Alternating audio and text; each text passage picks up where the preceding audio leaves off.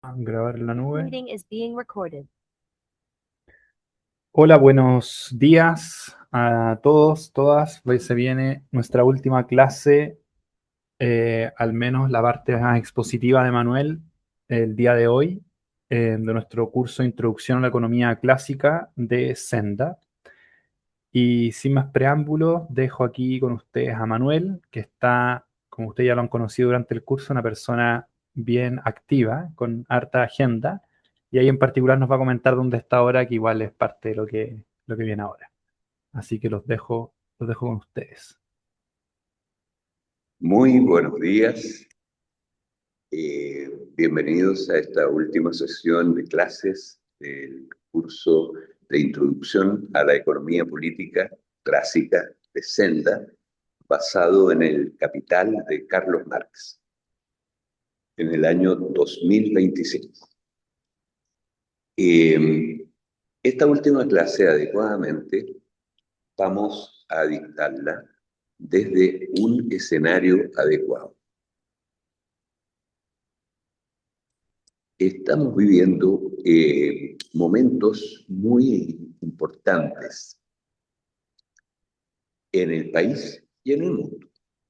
Mañana tenemos una elección que va a ser importante en Chile y también en el mundo. Se acaba de producir un terremoto geopolítico gigantesco porque la principal potencia mundial ha reconocido que ya el peso de sus adversarios del mundo emergente han alcanzado un nivel que no le permite a ellos eh, mantener lo que hasta ahora tenían, una presencia y una hegemonía unipolar en todo el planeta. Y por lo tanto han resuelto, y así lo ha establecido la nueva estrategia de seguridad nacional de los Estados Unidos, han resuelto retirarse de aquellas zonas donde ya no pueden, no tienen posibilidades de mantener su hegemonía directa, eh, como Europa y el Medio Oriente, y por otra parte concentrarse en mantener y acrecentar su hegemonía sobre lo que llaman el hemisferio occidental, para de ese modo poder concentrarse en enfrentar a su rival más poderoso, que es China. Ahora, el problema para América Latina y para Chile, ¿no es cierto?, de esto es que nosotros somos considerados parte de su hemisferio occidental y han definido en este mismo documento que para América Latina van a aplicar a partir de este momento lo que denominan doctrina Monroe-Trump, que es la misma que formuló el presidente Monroe de los Estados Unidos hace 2 siglos y cuya consigna era América para los americanos, es decir, para ellos. Entonces, esto ya lo están implementando, digamos, con una agresión abierta y descarada en el Caribe, a Venezuela. Y van a seguir, porque es su estrategia de seguridad nacional. Y por cierto, esto abre posibilidades reales, concretas, puesto que están en el interés nacional que nuestro país gire su estrategia de inserción internacional hacia América Latina, que es el único camino para poder enfrentar el mundo del siglo XXI con un mínimo de soberanía. Ahora, todo eso está teniendo lugar en estos precisos momentos. Es decir, estamos viviendo un momento histórico. Y justamente ha fallecido en estos días un querido amigo, Gonzalo Díaz Cuevas, un premio nacional de arte,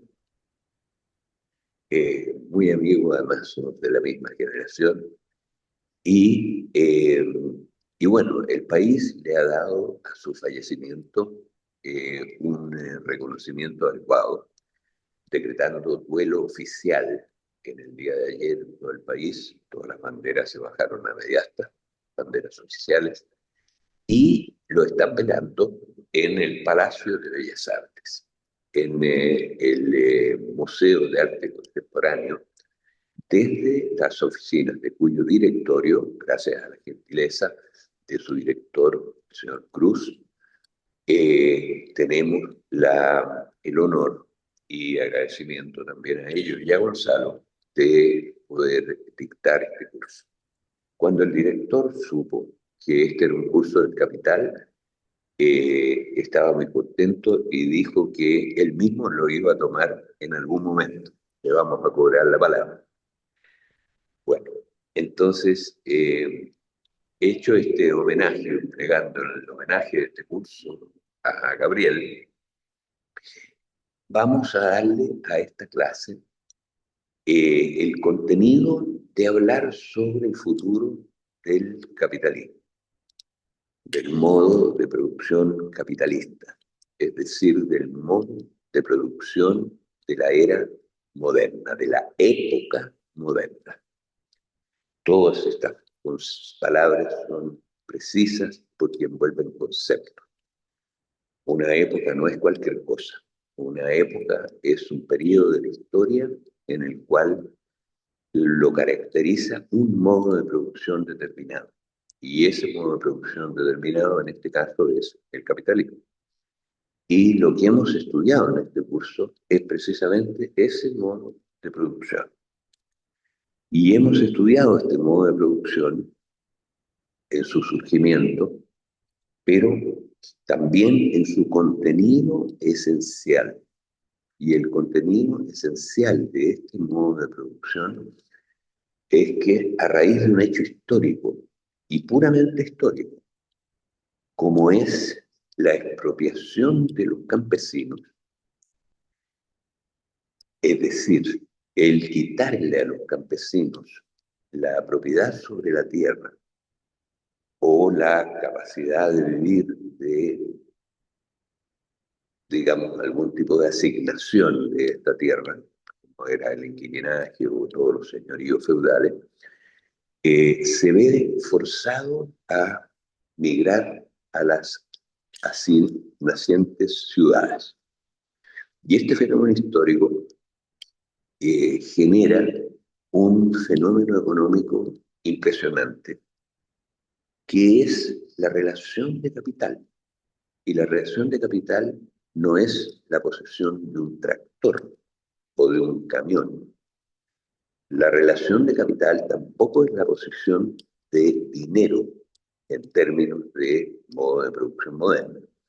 En la Edad Media podría haberlo sido para el capital mercantil, por ejemplo, o la usura, que son dos formas precapitalistas de capital. Pero en la era moderna, digamos, eso se denomina capital. Bueno, y ese capital es la relación de producción que es el trabajo, la contratación del trabajo asalariado. En eso consiste el capital. Es una relación de producción. Ahora, esa relación de producción, digamos, tiene una característica que solo puede darse si existe el objeto de esa relación de producción, que es una persona libre, un trabajador libre, eh, dispuesto y obligado a vender su fuerza de trabajo, su capacidad de producir. Entonces, de ese modo, aparece, ¿no es cierto?, como hemos visto en el curso, en la sociedad un tipo de relación mercantil nuevo y que tal vez si Daniel nos puede mostrar un par de láminas Ya, anteriores, ya, me devuelvo. Voy.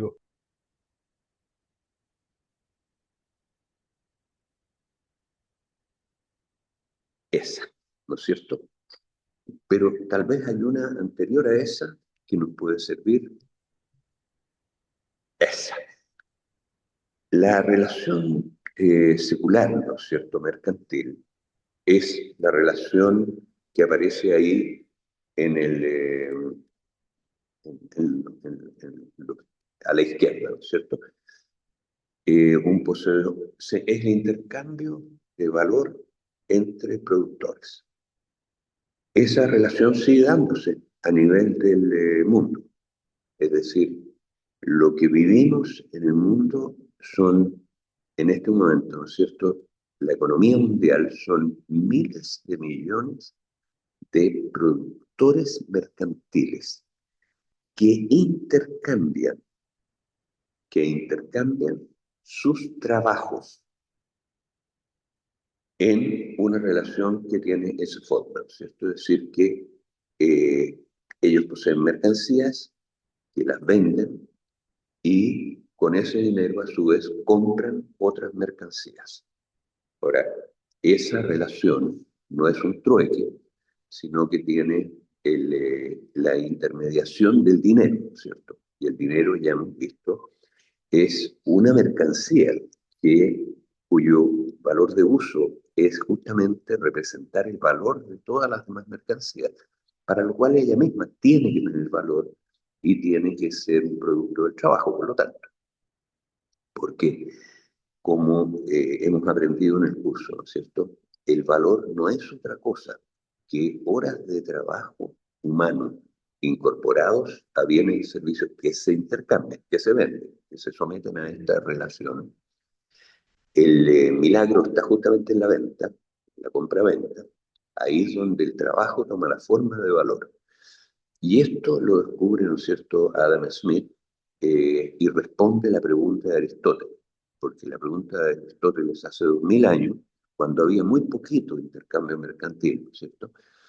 Eh, en ese momento él dice, bueno, para que se establezca una relación entre dos mercancías cualquiera y que esta relación se mantenga a lo largo de muchas transacciones, ¿no es cierto?, una detrás de otra, en fin, eso tiene que significar que si se intercambian en una proporción determinada, quiere decir que tienen algo en común.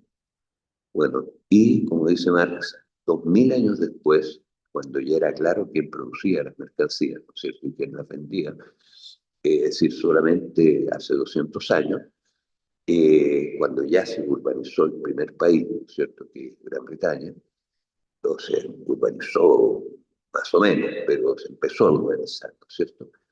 Y ya apareció, digamos, esto ya en forma masiva. Entonces, en ese momento Adam Smith hizo este descubrimiento que, para el decir de Marx, ¿no es cierto?, cambió el curso del pensamiento humano, el descubrimiento de Smith, que es lo que hemos basado todo este curso en ese descubrimiento, en esa idea, como Marx basa el capital, en esa idea. Ahora, el, eh, el digamos, eh, ese valor, ¿no es cierto?, intercambiado, nosotros también hemos visto que tiene una característica y es que, digamos, no solo es un valor, o sea, el valor lo producen los productores de mercancías. Sin embargo, hemos visto que si hay un conjunto, ¿no es cierto?, de valores, es decir, de productos que tienen valor porque son productos del trabajo humano. De paso, el trabajo humano, para que se convierta en valor, o la productividad del trabajo humano, tiene solamente tres condiciones. Eso es muy importante tenerlo claro. Las tres condiciones son la cantidad de horas de trabajo incorporadas a bienes y servicios que se intercambian, que se venden en el mercado, la cantidad de horas de trabajo. En segundo lugar, la intensidad de esa hora de trabajo, que si es más intensa, vale por dos. Entonces produce el doble, ¿no es cierto?, en la misma hora de trabajo. Y la tercera condición, ¿no es cierto?, es la complejidad, porque no es lo mismo, ¿no es cierto?, un trabajador no calificado que no ha tenido que invertir algunos años de su vida en la preparación para poder realizar ese trabajo, que la de una persona que ya sabe leer y escribir, por ejemplo, que ha tenido que ya invertir, digamos, trabajar bien duro para aprender a leer y escribir y todas las cosas que sean básica y medio. Y más aún si es un profesional que además, para realizar ese trabajo específico, ha tenido que prepararse como en educación superior. Entonces, esas horas que dedica al inicio de su día para prepararse son las que se amortizan después en cada hora de trabajo de ese trabajador. Y por lo tanto es más productivo un trabajador calificado que un no calificado, siempre que esa calificación obviamente sea la que se necesita para el trabajo concreto que está realizando. Es decir, un médico que barre la calle, digamos, no produce más valor que su vecino que no es médico, que está barriendo la calle. El médico produce más valor cuando atiende a un paciente. En fin, pero esas son las condiciones, ¿no es cierto?, en que se produce esta transacción de este intercambio de mercancías por parte de que son producto del trabajo de miles de millones de personas en el mundo. Ahora, nosotros también hemos estudiado y hemos visto, ¿no es cierto?, y esto tiene que ver con lo que decía al principio, de la, digamos, momento internacional que se vive, de este cambio, de este terremoto, de este cambio cualitativo, ¿no es cierto?, entre las potencias mundiales. De paso, los terremotos, ustedes recuerdan, se producen cuando una placa terrestre, ¿no es cierto?, se está montando, por decirlo así, está chocando con otra, pero la forma en que chocan, por ejemplo, la placa donde está América Latina con la placa donde está el Océano Pacífico, ¿no es cierto?, están chocando, pero no están chocando así de frente, sino que en realidad la placa americana se está montando encima de la placa del Pacífico. Entonces, en ese movimiento, que es idéntico al de un rompehielo, ustedes saben que los rompehielos no tienen puntas, sino que son, digamos, planos y con una inclinación, entonces se suben encima del hielo y en un momento determinado lo quiebran.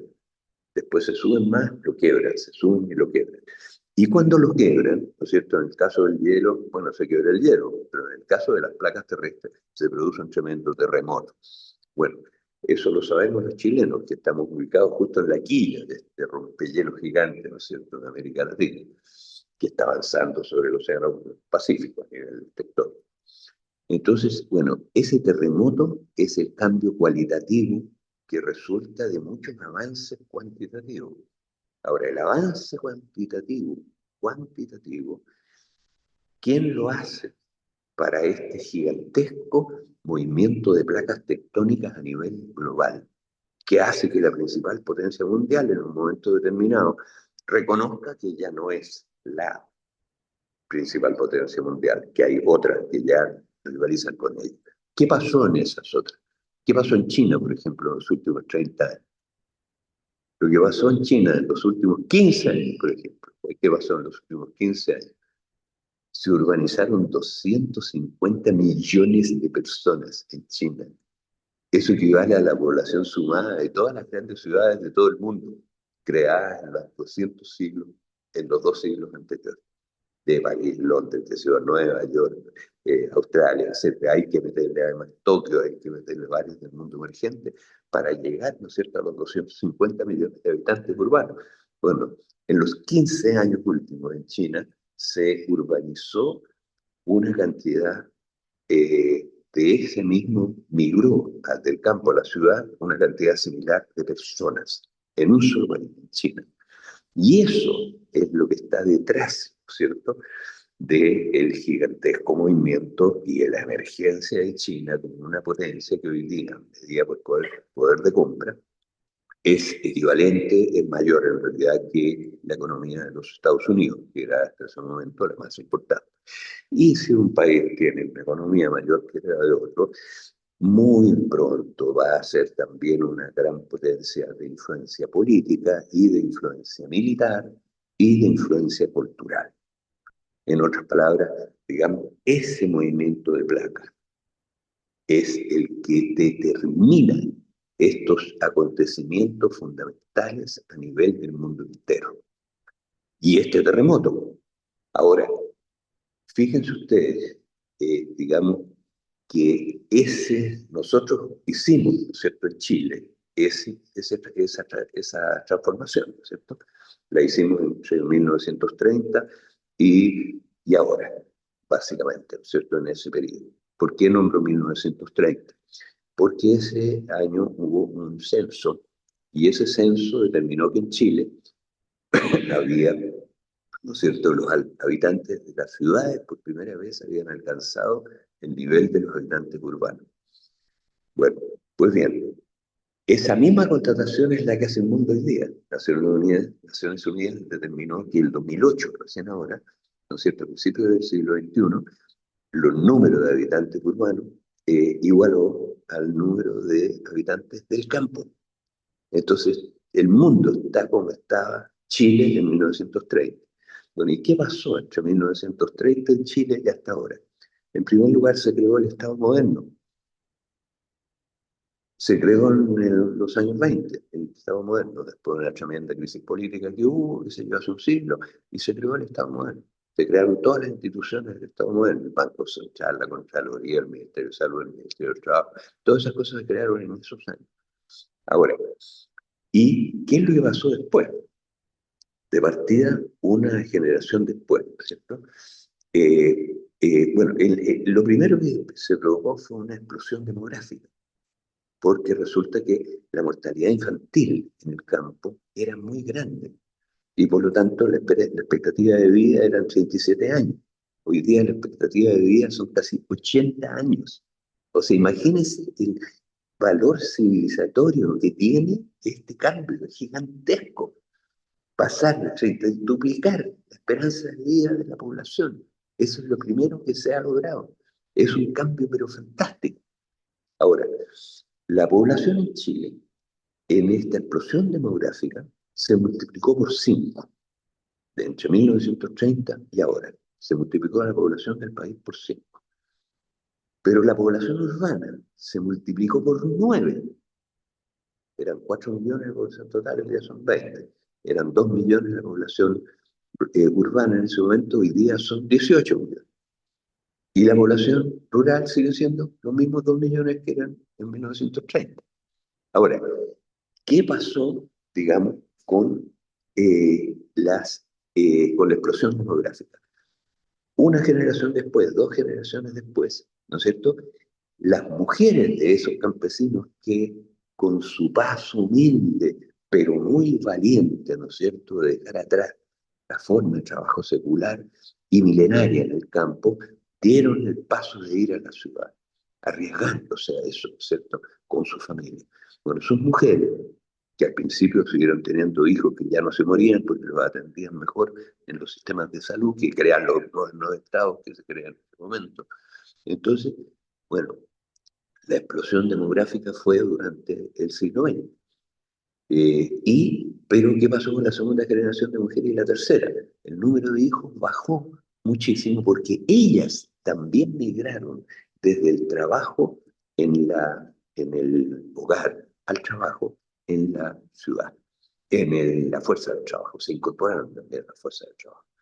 Entonces, es el proceso que generó que, como ahora en la ciudad, todo el trabajo, no todo, pero la mayor parte del trabajo, ¿no es cierto?, se incorpora en bienes y servicios que se venden, no como antes que en el campo lo autoconsumían. ¿Qué pasó con el Producto Interno Bruto chileno en ese periodo? Se multiplicó 23 veces. 23 veces. La población por 5, la población urbana por 9, el Producto Interno Bruto por 23 veces. Entonces, eso es lo que en el mundo está generando este terremoto general. Y todo eso nosotros lo pudimos ver, ¿no es cierto? Gracias a esta, eh, digamos, descubrimiento extraordinario que cambió el curso del pensamiento humano, que son los que hemos visto en este curso. Ahora, te voy a rogar que todavía vayas al anterior. ¿Qué pasó hace 200 años? Apareció, ¿no es cierto?, esta otra forma de intercambio mercantil. que es el capital. Ahora, y esa transacción es, la anterior era una transacción de equivalente, es decir, M de la izquierda era igual a M de la derecha, ¿cierto? Pues bien, la nueva empieza no con una mercancía, sino que con dinero.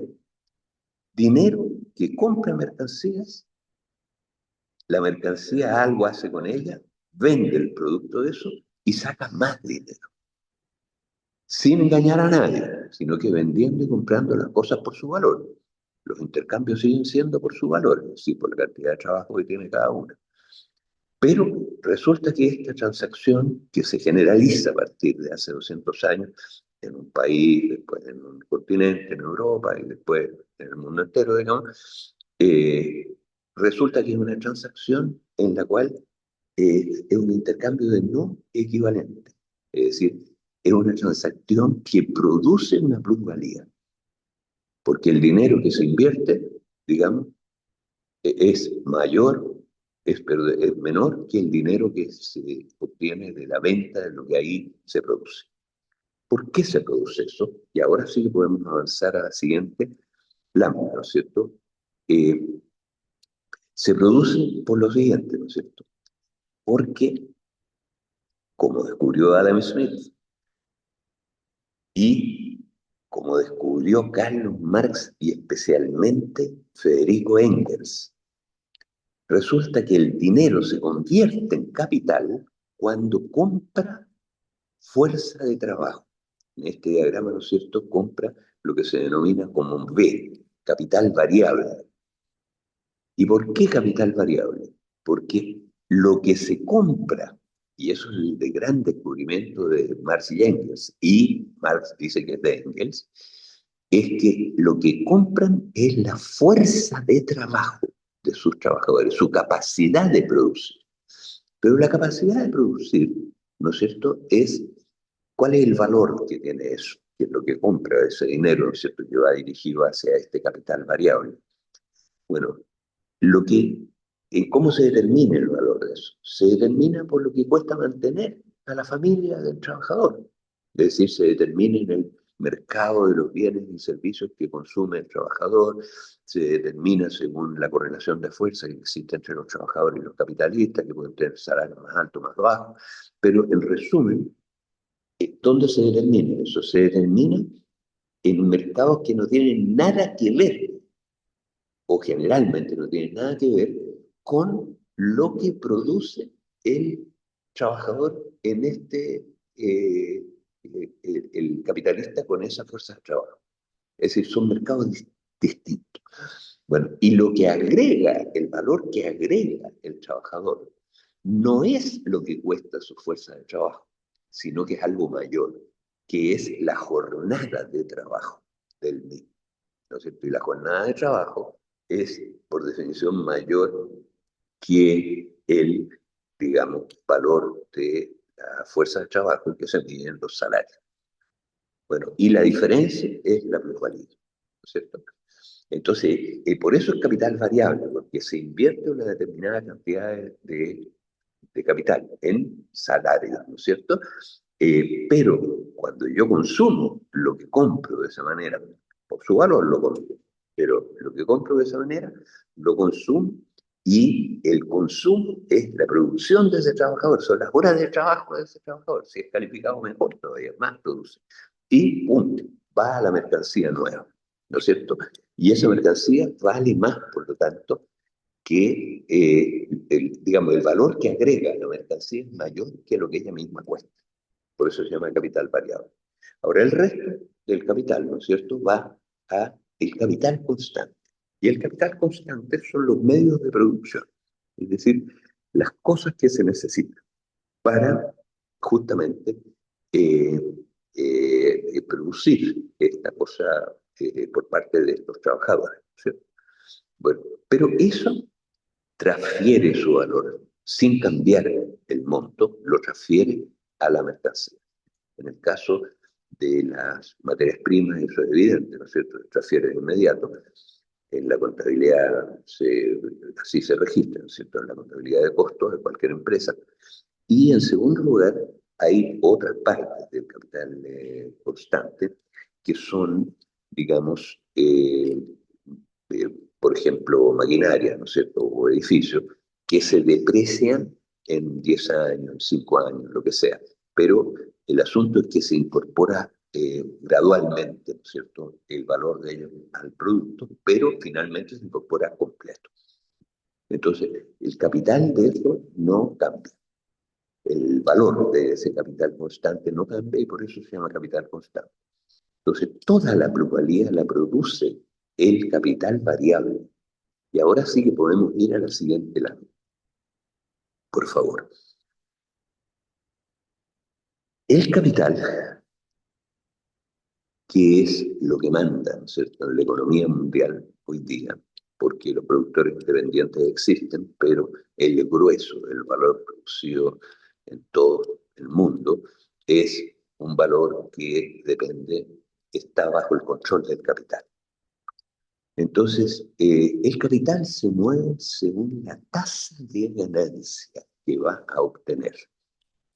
¿Y qué es la tasa de ganancia? La tasa de ganancia tiene la fórmula que aparece en la lámina, ¿no es cierto?, a la izquierda. La vamos a denominar por la letra T, ¿no es cierto?, tasa de ganancia. Y es la razón entre la plusvalía, que es lo que está mostrando Daniel en este momento, dividida por el capital total. Y el capital total es el capital constante más el capital variable. Entonces, por ejemplo, si yo invierto 1.000.000 de pesos y tengo una ganancia de una plusvalía, genero, ¿no es cierto?, con eso, una plusvalía de 20, o sea, el producto que vendo, lo vendo en 120, su valor, porque le sumo, digamos, el capital constante que necesité para eso, que pueden haber sido, no sé, eh, 80 o 60, y los salarios que pagué, el capital variable, ¿no es cierto?, que puede haber sido los otros 20 o 40, pero el valor del producto que vendí yo es mayor que el capital variable, ¿no es cierto? Entonces el producto va a tener un valor de 140, por ejemplo, y por lo tanto gano yo en ese caso un 40%, en ese ejemplo burdo que les di en este momento. Pero en resumen, la tasa de ganancia es la plusvalía que se genera, es decir, el mayor valor agregado menos los salarios. Es el valor agregado menos los salarios. Esa es la plusvalía, ¿cierto? Ahora, y eso, la plusvalía dividida por C más D. Esa es la tasa de ganancia. Ahora, esa tasa de ganancia es lo que mueve el capitalismo.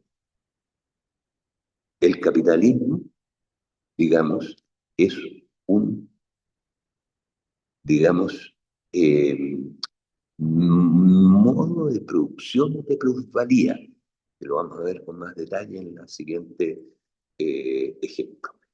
Pero yo antes de pasar a eso, quiero hacer con ustedes una operación matemática, si me permite, que la hace Marx en Capital, ¿no es cierto? Ustedes la vieron ahí. Entonces, él multiplica esta razón que hay a la izquierda por 1 partido por B, o sea, por 1, la multiplica por 1. Pero 1 resulta de multiplicar el denominador, o sea, el numerador por P, por 1 partido por B, y el denominador por P partido por 1 partido por B, por lo mismo, ¿cierto? Cualquier cantidad dividida por sí mismo es 1, por lo tanto no cambia la tasa de ganancia por esta multiplicación. Estamos cambiándole la forma. Y fíjense ustedes qué es lo que nos aparece. Arriba, si multiplicamos P por 1 partido por B, lo que nos queda es P partido por B, ¿no es cierto? Y en el denominador, si multiplico C más B por 1 partido por B, me queda C más B partido por B. Pero resulta que si hago la división, me queda C partido por B más 1. Les queda claro la operación matemática, ¿no es cierto? Es una operación elemental, y que es la que hace Marx. Pero resulta que en esa división y en esta fórmula está el secreto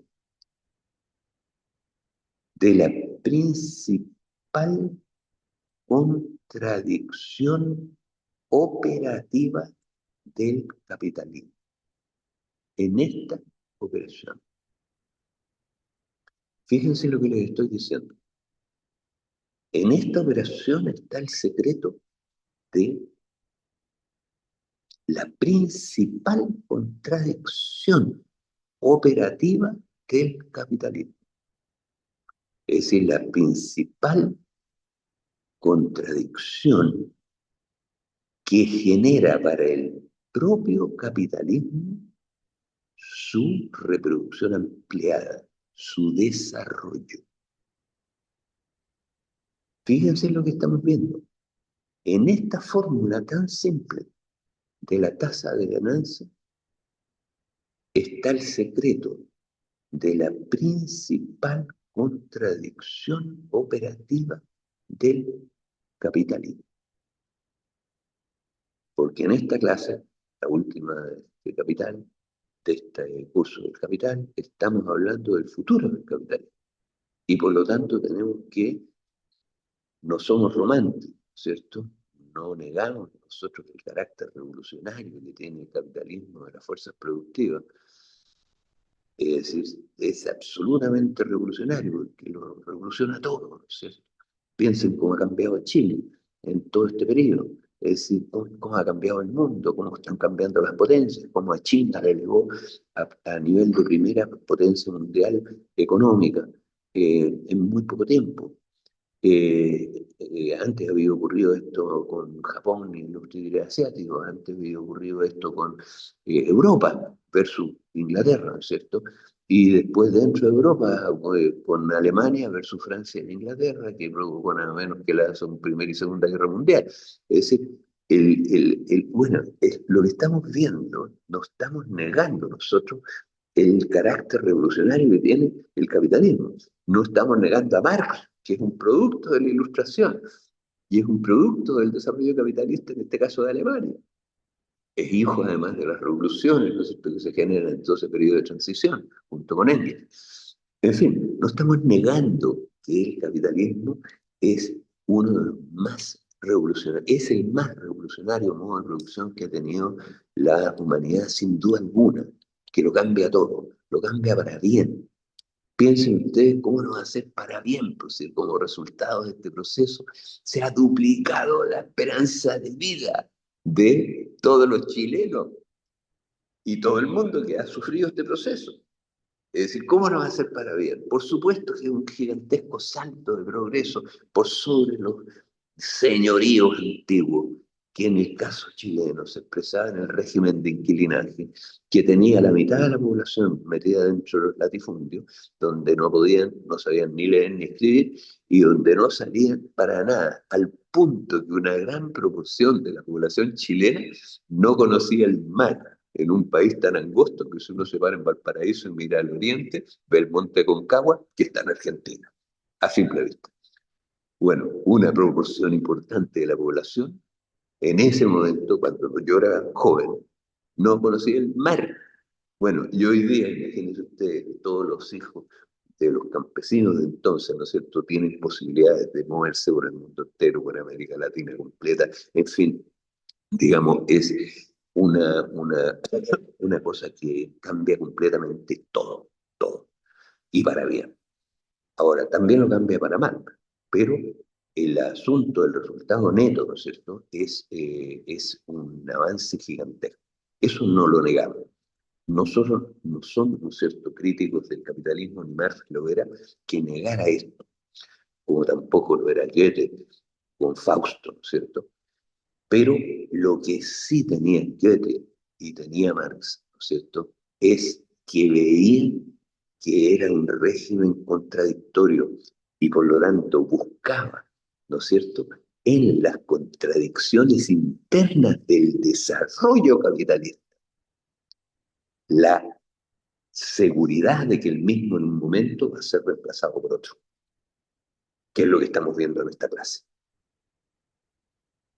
Es decir, el capitalismo va a terminar en la historia, no porque se asfixie, no porque, por ejemplo, no sea capaz de generar mercado interno. Eso no es así. Ya lo vieron en la clase magnífica con Gonzalo Gutiérrez, ¿no es cierto? El capitalismo genera su propia demanda. En el capitalismo la demanda principal, ¿no es cierto?, es la demanda de medios de producción, no de bienes de consumo, que son los que consumen los trabajadores. La plusvalía generalmente es igual o mayor, ¿no es cierto?, que los salarios. Por lo tanto, y parte de la plusvalía, el grueso de la plusvalía, se dedica a comprar ¿qué? A medios de producción para reproducir de nuevo esto y producir más plusvalía. Entonces el capitalismo genera su propia demanda. Las crisis no se producen por eso, no se producen porque no haya poder de compra en general. Efectivamente no hay poder de compra, pero ¿quién deja violentamente de consumir para precipitar las crisis? ¿Son los trabajadores? No, pues los trabajadores al contrario están consumiendo más que nunca cuando se producen las crisis. Están consumiendo más que nunca porque siempre las crisis se producen después de un boom, ¿no es cierto? Y el boom económico es cuando todo el mundo tiene pega y todo el mundo tiene crédito y todo el mundo, digamos, está comprando cosas. Entonces, es máximo el consumo popular, el consumo del pueblo trabajador cuando se producen las crisis. Entonces, no puede ser que la causa de las crisis sea el bajo consumo popular, porque se producen justo cuando es máximo eso, pues. Y por otro lado, ¿cuándo terminan las crisis? Las crisis terminan en el momento en que está la mitad de la fuerza de trabajo sin trabajo, los salarios han bajado significativamente, etcétera, etcétera. Es decir, cuando es mínimo el consumo popular, en ese momento terminan las crisis y empiezan las recuperaciones. Que esa fue la pregunta, ¿no es cierto?, que nos hizo un compañero en una reunión por ahí en que tratábamos de explicarle con el compañero Galo Edelstein la crisis de 1982 y lo atribuíamos a lo que nosotros pensábamos que era el subconsumo popular, que muy pocos consumían, ganaban mucho y muchos ganaban poco. ¿No es cierto? Y entonces el compañero viene y nos pregunta, bueno, compañero, ¿cómo terminan las crisis entonces? Entonces, y a raíz de eso, ¿no es cierto?, volvimos a casa y buscamos el índice del capital y buscamos un capítulo que está agregado en la versión que teníamos nosotros, que se llama Las crisis, que era un capítulo de Lenin, en que explicaba justamente esto que les estoy explicando ahora, ¿no es cierto?, que las crisis no se producen por subconsumo. Lo demuestra Marx en el Capital, sobre todo en el libro 2 del Capital, en el libro 3. Entonces, el asunto es que, digamos, nosotros no somos románticos, como decía Engels. El romanticismo es un movimiento revolucionario, ¿cierto? Y un movimiento que, por cierto, produjo enormes avances en la humanidad en muchos planos. El plano de la, por ejemplo, en el siglo XIX, los grandes escritores, los grandes artistas eran parte del romanticismo. Digamos, era un movimiento progresista en general, pero desde el punto de vista de su visión económica, es una visión, digamos, que mira el capitalismo desde el pasado, así lo calificaba Lenin, digamos, que no valora el carácter transformador que tiene el capitalismo. Hay, digamos, rasgos de romanticismo en, por ejemplo, el movimiento ecologista, a veces, digamos, que combatiendo, siendo una causa brutalmente progresista, ha logrado éxitos extraordinarios. Uno de los grandes éxitos que se han logrado, ¿no es cierto?, es la conciencia, digamos, ecológica de la humanidad, como el desarrollo capitalista, una de las contradicciones que tiene importantes, que choca contra los límites planetarios, ¿no es cierto? Ahora, ellos, claro, exageran y piensan que, digamos, esa contradicción no tiene salida dentro del capitalismo. Sí, sí la tiene. Eso es clarísimo que sí la tiene. No es esa la contradicción que va a terminar el capitalismo. Pero, de todas maneras, eso es una contradicción del capitalismo. Pero no, la contradicción que va a terminar el capitalismo es otra. Y la contradicción que va a terminar el capitalismo tiene su origen en esta fórmula que ustedes están viendo ahí abajo. Ahí tiene la explicación. ¿Y por qué razón? Pues, porque ¿cuál es la respuesta entonces de por qué se producen las crisis? Si no es el subconsumo. O sea, es subconsumo. Alguien deja de consumir. Pero ¿quién deja de consumir? Ya hemos visto que no son los trabajadores los que dejan de consumir. pero alguien deja violentamente de consumir. Y los capitalistas no pueden vender las cosas que tienen porque alguien deja violentamente de consumir. ¿Y quién deja violentamente de consumir? Los capitalistas, pues. Y resulta que los capitalistas consumen ellos antes de los trabajadores productos finales, consumen todo lo que se necesita para producir esos productos, pues. Y por lo tanto el principal mercado, y consumen otras cosas que los trabajadores no consumen, como los medios de producción, digamos, la producción de medios de producción. Digamos, las materias primas pasan directo al producto de consumo, ¿no es cierto? Pero hay muchos otros medios de producción que no entran por las obras públicas, esto, el otro, no solo obras públicas, obras de arte, como se llaman, los edificios y todas esas cosas, y las maquinarias, ¿no es cierto? No entran directamente al consumo. Entonces, el consumo de los capitalistas es el principal mercado del capitalismo.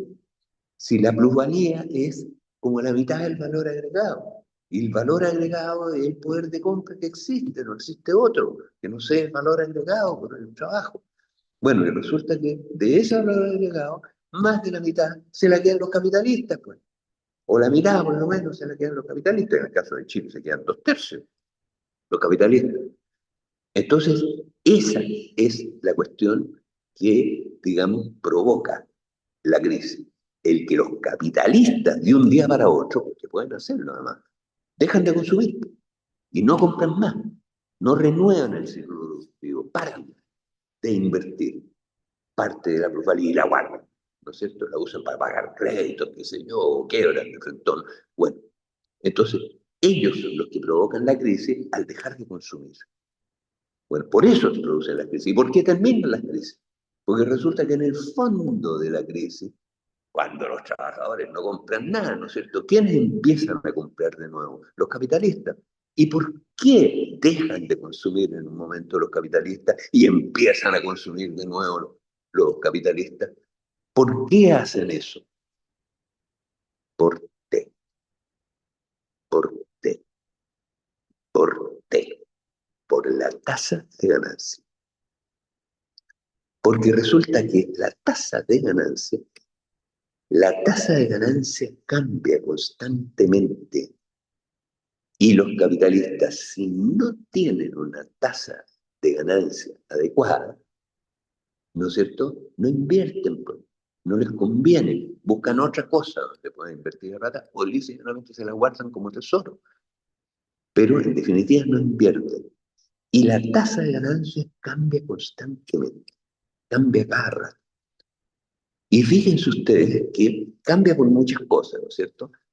Puede cambiar, por ejemplo, veamos la fórmula de la tasa de ganancia, digamos, entre paréntesis, la crisis misma se produce en el momento que los capitalistas, digamos, en el boom, están, digamos, todos los mercados atochados, tan caras todas las cosas para poder producir porque se están consumiendo mucho, ¿no es cierto?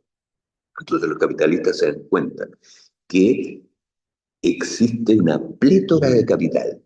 Y la plétora de capital es que los capitalistas se dan cuenta que es una expresión de Marx, ¿no es cierto? El libro tercero, el capital. La plétora de capital. Bueno, y lo que dice Marx es que se dan cuenta de que en ese momento la tasa de ganancia es de hecho negativa. Es decir, ya no solo van a ganar poco, sino que van a perder plata. Y van a perder plata porque tienen, ¿no es cierto?, una situación en la cual no tienen la posibilidad de vender las cosas que van a producir. Entonces van a quedarse agachados por las cosas que van a, y van a, todo el trabajo que invierten en ellas no valen nada, porque las cosas valen en la medida que se venden. Si no se venden, no valen.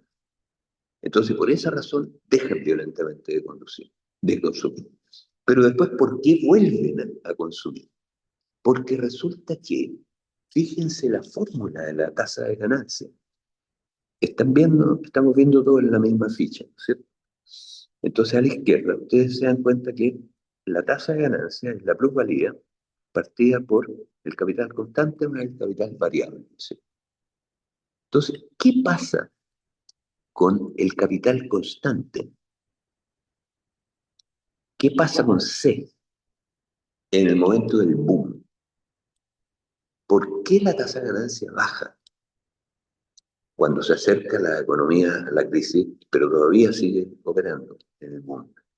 ¿Qué pasa con C?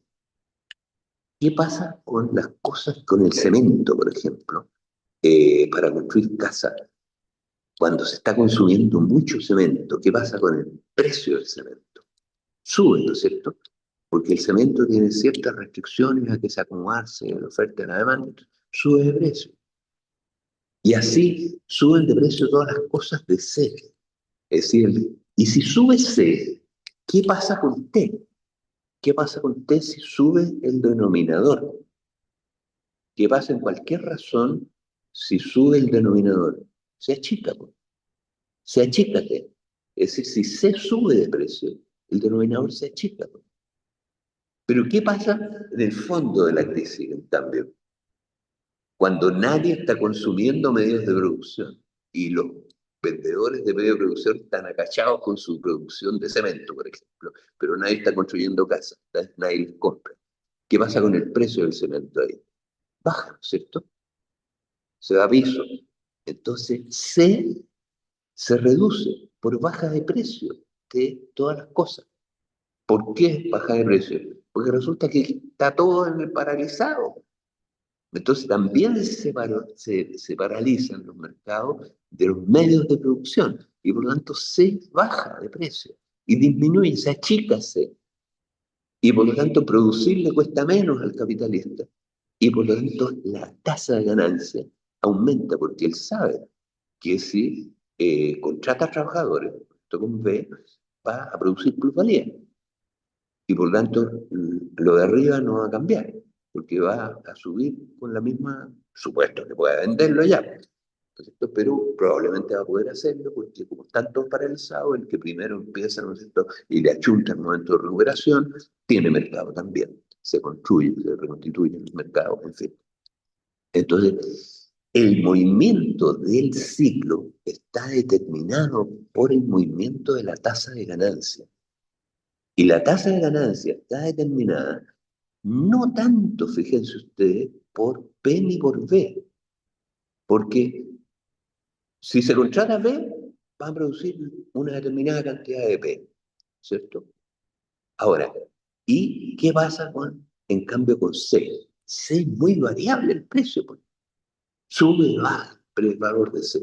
Entonces, ¿por qué las crisis terminan? Porque ha bajado el valor de C, del valor del capital constante y se ha reconstituido la tasa de ganancia. Y como el capitalismo es un régimen de producción de plusvalía, no un régimen de producción de bienes, es un régimen de producción de plusvalía. Y por lo tanto se ponen a invertir el tiro los capitalistas hermanos si pinta para bien, ¿no es cierto?, la tasa de ganancia. Así termina la crisis. Así le contestamos al compañero que hizo la pregunta, ¿no es cierto?, hace 40 años atrás, en medio de la crisis más profunda que ha tenido Chile, digamos, después de la del 30, que esta fue más grande incluso, la de Pinochet. Bueno, pero en resumen, la tasa de ganancia mueve el capitalismo. Lo paraliza o lo echa a andar. Lo paraliza o lo echa a andar. Lo paraliza o lo echa a andar. Ahora, hagamos la operación matemática que estábamos, digamos, viendo para llegar a la fórmula de la derecha aquí, que es la fórmula que encierra el secreto. Fíjense ustedes, la fórmula de la derecha, ¿qué es lo que dice? La fórmula de la derecha, porque lo que hicimos aquí fue, multiplicamos P por 1 partido por V, ¿no es cierto? Y nos quedó entonces P partido por V. Después abajo, ¿qué es lo que hicimos? Multiplicamos C más B, entre paréntesis, por 1 partido por B. Eso es lo mismo que metemos el 1 partido por B y multiplicamos a C, y metemos el 1 partido por B y multiplicamos a B. Entonces, ¿qué es lo que nos queda? C partido por B, acá, y acá nos queda B partido por B, que es lo que es 1. Entonces, ¿qué es lo que nos queda? Nos queda, fíjense usted, P partido por B arriba, y abajo nos queda C partido por B más 1. Bueno, ¿qué es lo que es C partido por B? Es lo que se llama la composición orgánica del capital. Es decir, ¿Cuánto capital constante moviliza cada trabajador? En resumen, o más precisamente, ¿cuánto capital constante, es decir, maquinaria, materias primas, etcétera, moviliza cada peso invertido en salarios? ¿Cuántos pesos invertidos en medios de producción moviliza cada peso invertido en salarios? O, si ustedes quieren, cuántos medios de producción maneja cada trabajador. Eso se llama composición orgánica del capital. Bueno, y resulta que la composición orgánica del capital depende de qué? De dos cosas, ¿no es cierto? De los precios de ese, ya lo vimos, ¿no es cierto? La crisis, por ejemplo, no ha cambiado para nada ni la tecnología ni ninguna cosa, sino que se produce la crisis simplemente porque sube de precios, ¿eh? Cuando están atochados todos los mercados, ¿cierto? Ya, perfecto. Entonces, pero después en el fondo de la crisis baja de precios C y parte de nuevo el ciclo, ¿no es cierto? El ciclo corto. Bueno, entonces C va cambiando. C partido por B por precio de C. Esa es una de las razones por las cuales, digamos, aumenta C. Pero la segunda, que no tiene que ver con el ciclo, o sea, más bien tiene mucho que ver con el ciclo con ella, digamos, que es la causa del ciclo más bien más profunda. ¿Qué pasa con la tecnología, con la innovación? La innovación, ¿qué hace con la composición orgánica del capital? ¿La aumenta o la disminuye? La aumenta, ¿no es cierto? Porque obviamente la proporción gastada, ¿no es cierto?, en tecnología, en medios de producción, va a aumentar muchísimo con la innovación. Aumenta, ¿no es cierto? Va creciendo C partido por B a medida que aumenta la innovación. Pero resulta además que aumentar la innovación, es decir, aumentar, invertir en innovación, lo cual aumenta este C partido por B. Fíjense ustedes que es contradictorio. La innovación aumenta el C partido por B. Y eso a nivel de toda la economía, ¿no es cierto? A nivel de un mercado completo. Si se aumenta C partido por B, ¿qué pasa con la tasa de ganancia? Se aumenta la composición orgánica de capital en una empresa, digamos. ¿Qué debería pasar si fuera una sola empresa? O sea, ¿qué debería pasar con T? Debería disminuir, ¿no es cierto? Pero ¿qué es lo que ocurre? Pues, ocurre que el capitalismo no solo es un sistema de producción de mercancías, no es solo eso, sino que también recuerden, es un medio de valorización de un capital. Y por lo tanto, le da lo mismo al capitalista si está produciendo mercancías o no, contratar trabajadores. Los contrata para producir mercancías o para apropiarse de plusvalía generada por sus competidores, pues. Y resulta que si un capitalista quiere aumentar su tasa de ganancia, lo que tiene que hacer es aumentar otra cosa, que es lo de arriba, pues. P partido por B, la tasa de explotación. Y ya lo vimos, ¿no es cierto?, que aumentar la tasa de explotación, estamos mirando ahora el numerador, aumentar la tasa de explotación, resulta que solo es posible mediante dos fórmulas, ¿no es cierto? Una es aumentar la, digamos, número de horas que se trabaja, ¿no es cierto? Porque si yo, lo que se llama producción de plusvalía absoluta, ¿no es cierto? Porque si yo aumento la jornada y le meto, ¿no es cierto?, una hora más, por ejemplo, de trabajo a todos los viejos, y les sigo pagando lo mismo, porque el precio que yo les estoy pagando no es sobre el trabajo que ellos hacen, sino que les estoy pagando un precio por por lo que cuesta arrendarle a él su trabajo, arrendarle a él su tiempo de trabajo, ¿no es cierto? Incluso le puedo pagar un sobretiempo, incluso le puedo pagar más por el sobretiempo, igual me conviene porque siempre, recuerden ustedes que se da esa relación, ¿no es cierto?, de que la plusvalía, ¿no es cierto?, el que exista plusvalía significa que el valor que agrega el trabajo, es decir, las horas de trabajo, son más que las que se necesitan para comprar al propio trabajador, incluido el pago del sobretiempo. Entonces, en resumen, puedo extender la jornada de trabajo, pero eso es limitado, porque el trabajador aguanta trabajar hasta por ahí no más, porque después se cansa mucho, en fin, ¿no es cierto? Entonces, la forma de aumentar P partido por B, la tasa, perdón, claro, la forma de aumentar P partido por B, que es la plusvalía producida por cada trabajador, no es extender la jornada de trabajo, que también la aumenta, P partido por B, ¿no es cierto? Pero la más efectiva, lejos, es la de aumentarla por la vía de innovación. Porque ¿qué es lo que ocurre con la innovación? Se hace producción de plusvalía relativa. En otras palabras, se reduce el tiempo de trabajo para producir, digamos, la misma cantidad de plusvalía. En otras palabras, la misma cantidad de bienes, digamos. Se reduce. Y como los bienes se venden al mismo precio, porque el innovador cuenta con eso, cuenta que él es más competitivo que sus competidores, que van a seguir produciendo igual que antes. Entonces se va a producir una transferencia de valor de los más lerdos, digamos así, de los más intensivos en mano de obra, de sus competidores, a él. Pero ¿cuál es el resultado de eso? Que sus trabajadores van a ser mucho más productivos, porque en el mismo tiempo van a producir el doble de producto, el doble, porque tiene una máquina que produce el doble con el mismo tiempo, ¿no es cierto?, que si lo hicieran a mano.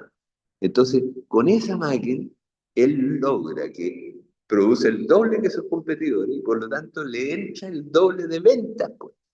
Y al entrarle el doble de venta con el mismo grupo de trabajadores trabajando las mismas horas, resulta que su ganancia se le dispara, pues. Y por lo tanto la productividad, ¿no es cierto?, que es esto de aquí, que es la tasa de explotación, la productividad de plusvalía, es la tasa de explotación, ¿no es cierto?, se multiplica muchísimo y aumenta mucho la tasa de explotación. Y por tanto, la, lo que mueve a los capitalistas a innovar es aumentar constantemente, ¿no es cierto?, hacer innovación. Pero para hacer innovación tienen que invertir en C. Y al invertir en C, están achicando la tasa de ganancia. Me comprenden, es contradictoria esta cuestión. Pero sin embargo, lo que manda lejos es que, digamos, ellos en C, invierten más en C, lo cual les reduce aparentemente la tasa de ganancia, pero como les da lo mismo a ellos eso, porque como reciben una brutal transferencia de sus competidores al invertir en C, digamos, supongamos que aumenta un 30% el costo en C, pero resulta que eso, aumento del 30%, lo que significa duplicar la venta. Imagínense ustedes. Y que el precio no cambia, porque los competidores todavía no tienen la innovación que tuvo él. Entonces, se llenan de plata porque aumenta brutalmente su P partido por B, mucho más de lo que aumenta abajo el C partido por B para él. Entonces, eso es el mecanismo, ¿no es cierto?, de esta fluctuación constante. Ahora, recuerden ustedes siempre que el capitalismo es un régimen de producción de plusvalía y por lo tanto no piensen en los capitalistas solamente como capitalistas productores de plusvalía, que lo son. También piensen en los capitalistas como capturadores de plusvalía generada por otros competidores, que dentro de una industria es la transferencia de valor, ¿no es cierto?, de los lerdos a los innovadores. Pero a la vez, en materia de industrias completas, se transfiere valor desde las industrias que son intensivas en mano de obra, a las industrias que son intensivas en C, pues.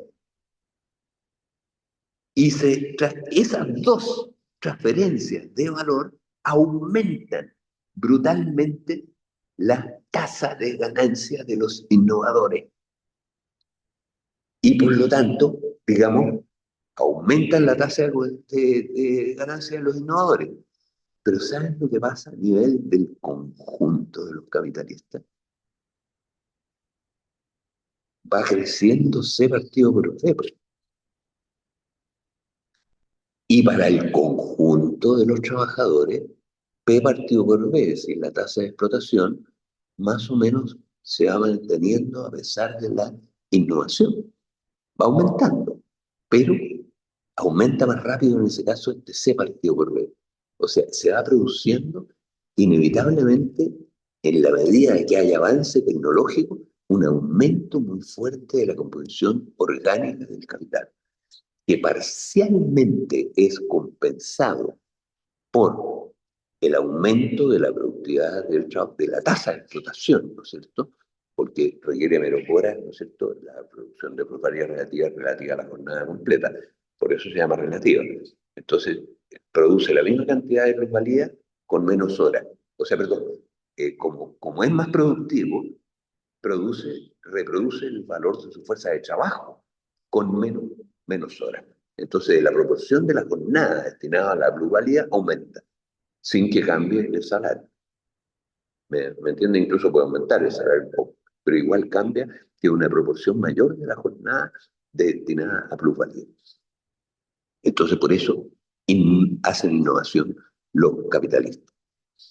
Pero, sin embargo, el resultado, si ustedes lo miran en general, es que hay un avance, ¿no es cierto?, constante a la producción, a la composición orgánica del capital. Y eso disminuye la tasa de ganancia. Y el capitalismo sin tasa de ganancia no funciona. El capitalismo sin tasa de ganancia no funciona. Y fíjense ustedes que este fenómeno, si uno mira la productividad, digamos, de la tasa de ganancia, más bien dicho, a lo largo de la historia del capitalismo. Si uno mira, digamos, la tasa de ganancia a lo largo de los 150 años, por ejemplo, que tenemos la serie nosotros que seguimos en Senda todos los días, que la compiló Schiller, el economista Schiller, estadounidense, ¿no es cierto? Entonces, ¿qué es lo que ve uno ahí? Uno ve que no hay una significativa disminución de la tasa media de ganancia.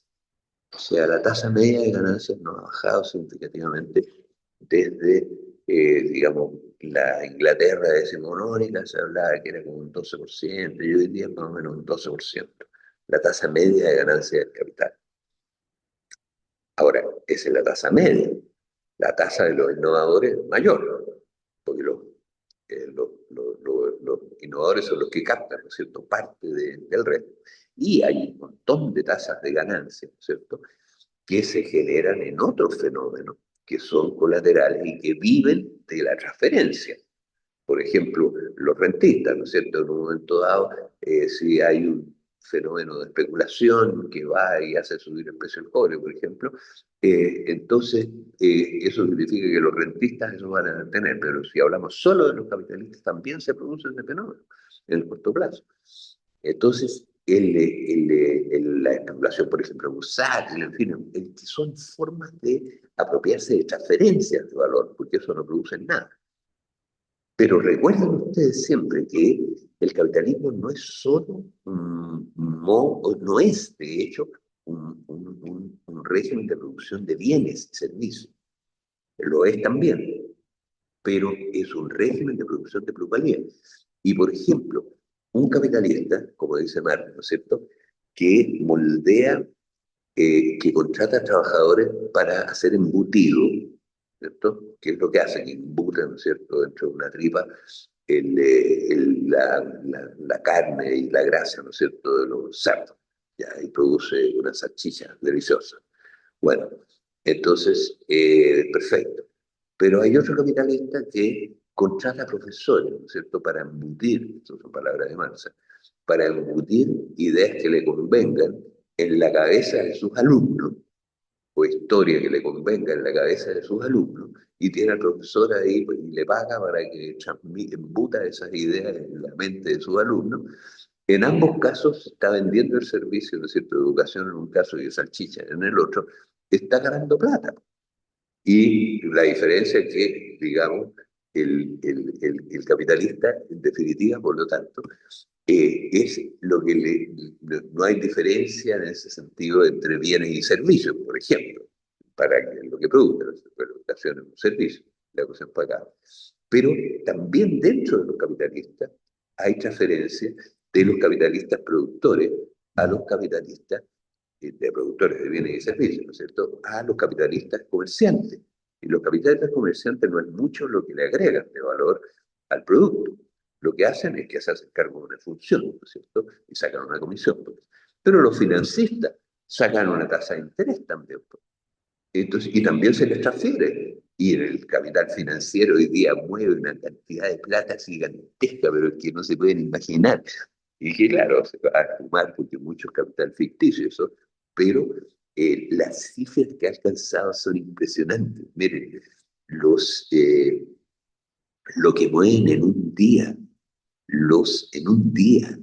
los capitalistas que compran y venden, digamos, acciones, por decirlo de alguna manera, es en un grupo particular de cosas que se llaman los fondos, o sea, los derivados que se mueven junto con las bolsas, por los índices bursátiles, que se llama ETF, Exchange Traded Funds, una cosa así.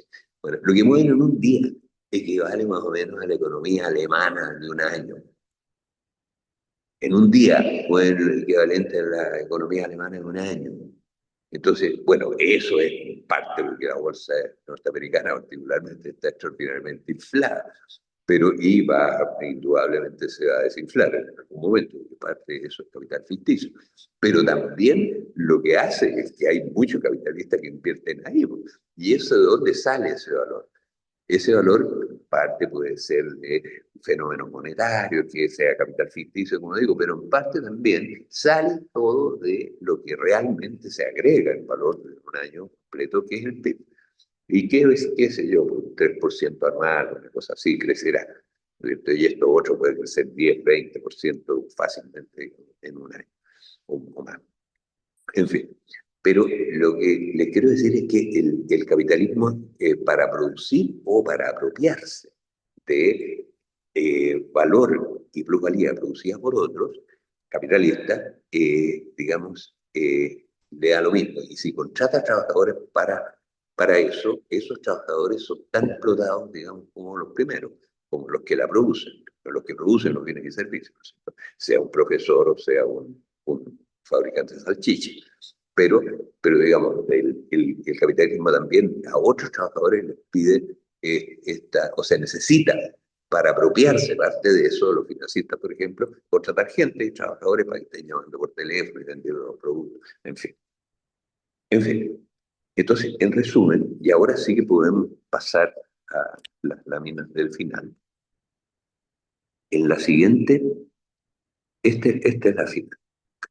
Entonces, hemos ya pasado eh, la mayor parte de estas ideas, pero, digamos, las contradicciones que tiene el capitalismo, las más importantes tienen que ver con el movimiento de la tasa de ganancia, que hace que periódicamente, ¿no es cierto?, Esta tasa de ganancia, que es lo que hemos estado estudiando durante esta sesión, ¿no es cierto? Esta tasa de ganancia se reduce e incluso se hace negativa. Y ahí los capitalistas dejan de consumir y la economía cae en crisis, ¿no es cierto? Pero hasta ahora, en general, no se ha apreciado una baja de la tasa de ganancia porque hay contratendencias, ¿no es cierto?, que anulan. Las contratendencias, por una parte, es el aumento de la tasa de explotación, que ya vimos que va a pareja con el cambio tecnológico también, por la producción de plusvalía relativa, que aumenta la tasa de explotación. Es decir, los trabajadores de empresas muy tecnologizadas probablemente sean más explotados con una tasa de explotación más alta. O sea, así son que los que trabajan produciendo con intensivo en mano de obra, es decir, con poca, no sé, con poco composición orgánica del capital baja. Bueno, pero el asunto es que, digamos, el fenómeno que se produce es que esta tasa va variando, pero que la tasa media, a pesar del aumento muy fuerte de composición orgánica del capital, la tasa de ganancia no ha cambiado significativamente por estas contratendencias. Y las contratendencias, como decía, la principal, o una de ellas, es que aumenta la tasa de explotación, pero por otra parte también se aplica innovación que hace bajar el precio del capital constante. Bajan de precio las cosas que componen el capital constante. Por ejemplo, paneles solares, cosas que costaban muy caro, hoy día cuestan muy barato. Entonces, eso es capital constante. Bueno, entonces las personas que están instalando plantas de generación de energía solar, por ejemplo, que son muchas en el mundo, bueno, resulta que les sale más barato ahora y ganan más plata porque ha bajado el capital constante. Entonces, a pesar de que aumenta mucho la composición orgánica del capital, desde el punto de vista físico, desde el punto de vista económico, no aumenta tanto porque el precio de los paneles baja. ¿Me entiendes? Esa es una de las contratendencias importantes en esto. Ahora, hay otra tendencia, contratendencia, que es justamente la entrada de economías emergentes que tienen una composición orgánica del capital más baja que las economías desarrolladas. Entonces, en el mundo entero, por lo tanto, la composición orgánica del capital se compensa una cosa con otra y no baja tanto la tasa de ganancia media. De hecho, no ha bajado. Pero, sin embargo, fíjense usted que Robert Brenner explicó con este procedimiento, analizando la tasa de ganancia de los Estados Unidos, entre los años 50 y 66, digamos, analizó eso y se dio cuenta que había efectivamente una tendencia a la baja de la tasa de ganancia media de, en Estados Unidos. No en el total de la economía, pero sí en las industrias transables. Y las industrias transables son las que están sometidas a la competencia externa. Y, por ejemplo, midió la industria automóvil y se dio cuenta que la competencia de la emergente o reemergente, ¿no es cierto?, economía de Alemania, por un lado, de Japón emergente, de Alemania reemergente, porque había quedado destruida después de la Segunda Guerra, pero también de los tigres asiáticos, ¿no es cierto?, en todo ese periodo, había significado que la tasa de ganancia de los productores automotrices en Estados Unidos había bajado secularmente, o sea, se había ido reduciendo, ya no era 12% de su capital invertido, sino que era menos. Entonces, lo que él dice es que echaron a peso muerto las inversiones que ya tenían, pero no las renovaron, pero bajaron la tasa de ganancia y por lo tanto los precios para poder competir con los autos japoneses que entraban, los autos alemanes. Pero ¿qué es lo que pasa cuando viene una crisis cíclica en una economía que tiene ya reducida la tasa de ganancia media, SBN? En ese caso, las crisis cíclicas se hacen mucho más profundas, como las que ocurrieron las crisis cíclicas cortas, que vinieron en los años 66, a mediados de los años 60. Entonces eso produjo la brutal crisis secular que culminó y topó fondo en 1980, lo hemos visto el gráfico varias veces en la clase, y después se recuperó hasta el 2000, en fin. Pero esa caída secular tiene que ver justamente con una baja en la tasa de ganancia. Ahora, acuérdense que una de las tendencias, y con esto terminamos la clase, una de las tendencias más importantes para impedir la baja en la tasa de ganancia general del capitalismo es que todavía queda toda una mitad del mundo que entra al capitalismo, que es lo que estamos viviendo, ¿cierto? Ahora, pero ¿qué va a pasar cuando ya no quede esa tremenda, digamos, reserva de composición orgánica baja que entre al capitalismo? ¿Qué va a pasar con la composición orgánica del capital en general en todo el mundo, toda la economía mundial y en todas las economías del mundo? ¿Qué va a pasar con la tasa de ganancia general? Lo más probable es que la tasa caiga fuertemente. Y eso sí que es un problema para el capitalismo. Ahora, esta es otra forma de manifestar la contradicción entre el interés individual del capitalismo por reducir trabajo constantemente y el interés del conjunto de los capitalistas en aumentarlo constantemente, que es lo que produce, según dice Marx, el funcionamiento cíclico de la economía capitalista. Ahora, el resultado de todo esto que estamos hablando es lo que nos embromamos siempre, ¿no?, los críticos del capitalismo, en que decimos que el capitalismo jamás defrauda a sus críticos, porque me van a permitir ustedes usar una expresión completamente inadecuada para un curso del Capital, menos para la última clase de este curso y de este año 2025, y la vamos a usar en honor a Gonzalo Díaz, que es el que nos ha prestado la oficina, cuyo fallecimiento nos ha prestado la oficina, el directorio del MAC, del Museo de Arte Contemporáneo, para dictarles desde acá esta clase con mucha emoción. Bueno, y es una expresión que él usaba, que es la expresión: el capitalismo es catrasca.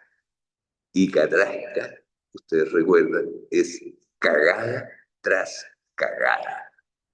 Es decir, el capitalismo no defrauda a sus críticos, porque es un sistema tan contradictorio, tan catrasca, que en definitiva, digamos, sus contradicciones generan todo tipo de reacciones y crisis que en definitiva son las que permiten, digamos, realizar las reformas que periódicamente hay que imponer, es decir, los cambios de propiedad que hay que imponer. Por ejemplo, en Chile hoy día necesitamos cambiar la propiedad de los recursos naturales y recuperar de nuevo el cobre, ¿no es cierto?, que es lo que se llevan gratis, es la mitad del presupuesto nacional. Y necesitamos terminar con el ahorro forzoso, es decir, el famoso sistema de AFP, que es, digamos, un sistema de extracción de salario para financiar negocios de empresarios, y que la cantidad de plata que se lleva equivale a un quinto del presupuesto nacional. Hay que terminar esas dos, hay que terminar otros abusos que vienen desde la dictadura, y eso solo lo va a terminar un pueblo en revolución, es decir, en un periodo de crisis nacional. Y lo que estamos atravesando ahora es un periodo de crisis nacional. Lamentablemente, hasta ahora, las fuerzas políticas que dirigieron las grandes irrupciones populares masivas, digamos, del siglo XX, fueron la Revolución Chilena en los años 60 y principios de los 70, y la Rebelión Popular a lo largo de la década de los 80, que terminaron con la dictadura. Bueno, resulta que las fuerzas políticas esas participaban en gobiernos de la concertación del periodo de los 30 años, digamos, y como no han hecho las reformas necesarias, que son las que mencioné, no han realizado estas grandes innovaciones, estas grandes reformas que hay que hacer para, digamos, seguir avanzando en el desarrollo revolucionario y favorable a todo el mundo del capitalismo en Chile. Esto que es quitarle a los rentistas estas, digamos, dos grandes abusos que están cometiendo. cambiar la correlación entre los propios, digamos, la clase dirigente a favor de los productores capitalistas de verdad. Bueno, eso es parte de este funcionamiento catrasca del capitalismo que nos va a dar garantía de que esos grandes periodos de irrupción popular se van a producir y van a dar posibilidades de hacer estos cambios en la medida que haya fuerzas políticas que conduzcan eso y hagan las cosas que tienen que hacer, como hizo el presidente Salvador Allende. Dedicamos este curso, por lo tanto, a Gonzalo Díaz.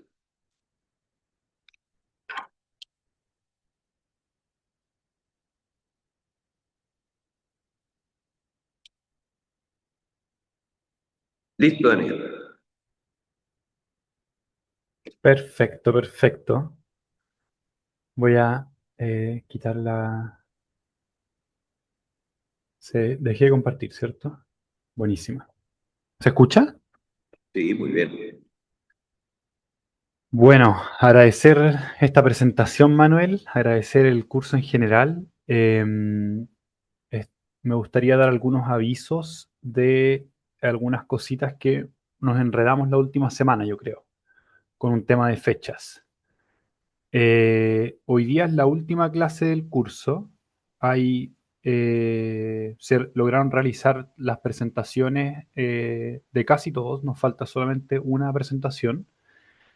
Pero nosotros para finalizar el curso queremos hacer un pequeño trabajo, un ensayo respecto a la temática que hemos abordado en el curso, respecto al capital. Los detalles del ensayo, la idea es que igual sea un ensayo bastante libre, pero obviamente vamos a tener una pauta de evaluación o al menos para poder entregar un feedback de esos ensayos y posterior a eso entregar el diploma de participación de este curso. Para los detalles de este ensayo vamos a enviar un documento probablemente durante la próxima semana porque varios y varias de los que participamos acá, tanto como profesores, pero también como estudiantes, estamos bien imbricados, por decirlo de alguna manera, en la campaña en lo que se nos viene mañana. Entonces, después del día lunes, probablemente yo les voy a enviar un mail con todos los detalles de este ensayo. Y el próximo sábado, mi idea es poder tener una hora más de ayudantía, si se quiere, para poder colaborar con los estudiantes que quieran ayuda o feedback para poder realizar este ensayo. Y finalmente, la primera semana de enero, el primer sábado, que sería, para que todos estén claros, que sería el sábado, no el sábado 3 porque justo ese fin de semana yo creo que mucha gente se lo va a tomar, el sábado 10, ¿ya? El sábado 10 de enero del 2026 sería ya la jornada de cierre del curso, donde bueno, terminaríamos de ver algunos feedback de los ensayos y la entrega de los diplomas y en el fondo el cierre como tal ya del curso y de toda la participación de todos y todas. Eh, Voy a enviar de todas maneras toda esta información por mail, pero necesitaba que lo aclaráramos para que estemos todos claros con las fechas. Eh, eso era lo único que tenía que agregar yo. Y si es que hay alguna duda respecto a este tema o alguna duda respecto al curso en general o algún comentario respecto a lo que acaba de plantear Manuel en el curso, en esta última sesión, dejo abiertas las palabras por si alguien quiere compartir alguna visión o alguna duda o comentario.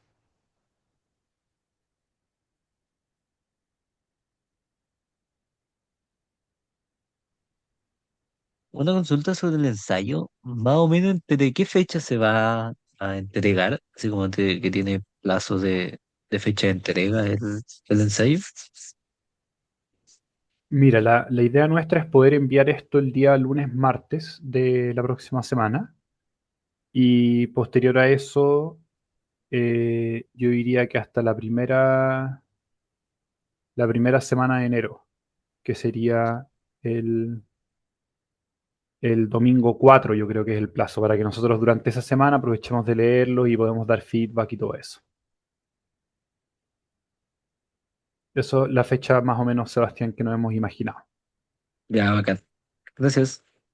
De todas formas, igual, obviamente que Manuel, yo y Sergio y Gonzalo vamos a estar muy disponibles para colaborar con cualquier duda o cualquier cosa respecto al ensayo. La idea más del ensayo es que cada uno de ustedes pueda expresar reflexiones, convicciones, aprendizajes que tuvieron durante el curso y obviamente si hay dificultades o les complica escribir un ensayo, porque yo entiendo que no es tan fácil llegar y expresarse todo lo que uno tiene a veces la idea o qué sé yo, muy disponible esa colaboración a poder tener reuniones quizás incluso particulares para poder ayudar en eso. Sergio levantó la mano.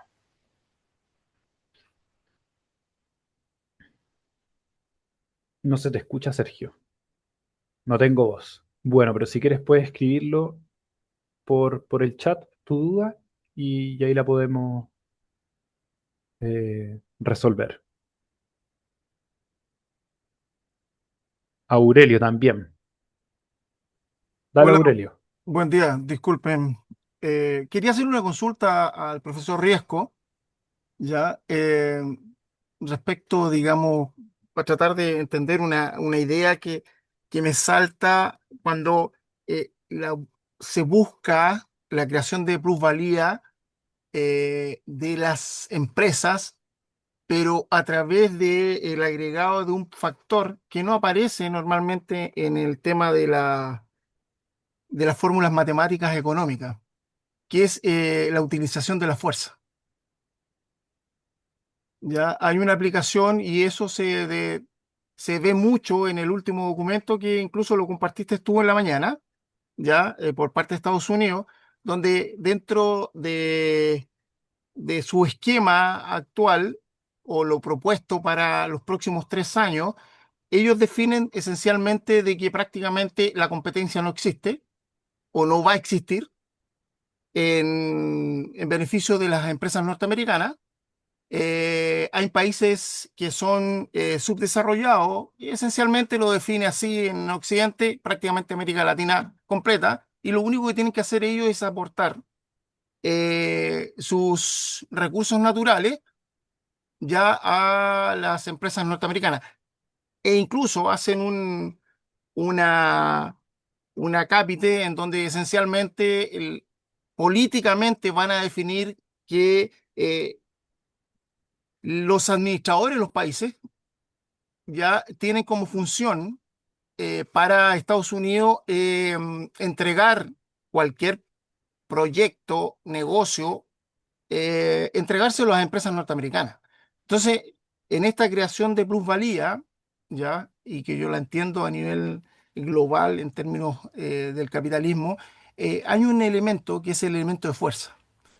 Y el elemento de fuerza, independiente de la mano de obra o independiente de la tecnología o de la innovación, eh, Estados Unidos lo dice así, cualquier elemento de innovación en alguna economía subyugada no tiene valor y atenta incluso o va a atentar incluso en el desarrollo económico norteamericano. Entonces me gustaría saber la opinión de profesor Riesco respecto de esa variable. Muy amable, gracias.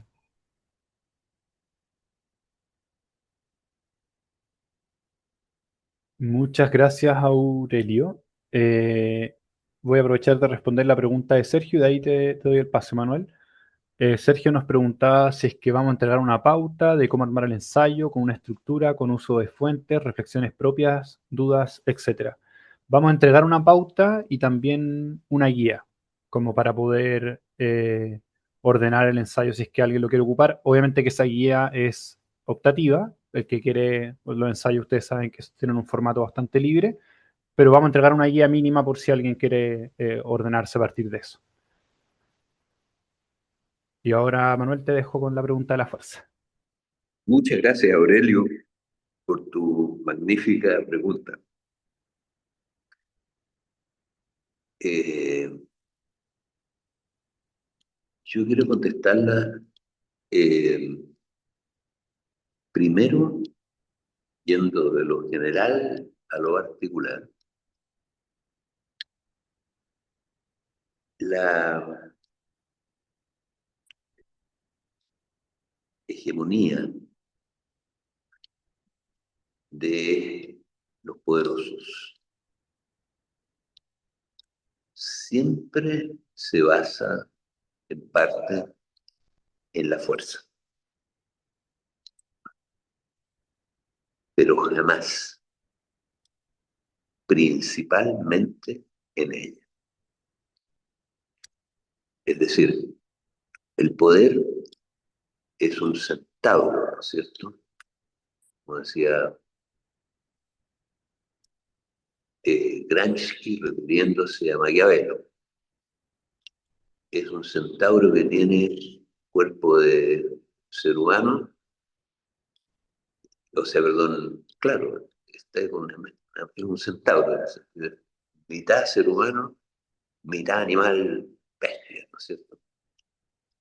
Entonces, siempre tiene el componente de fuerza, el animal, pero tiene también, digamos, el componente de razón, el componente de lo que se llama eh, consenso. Y la dominación siempre ha sido una dominación que si bien tiene un componente de fuerza, principalmente es por consenso, siempre.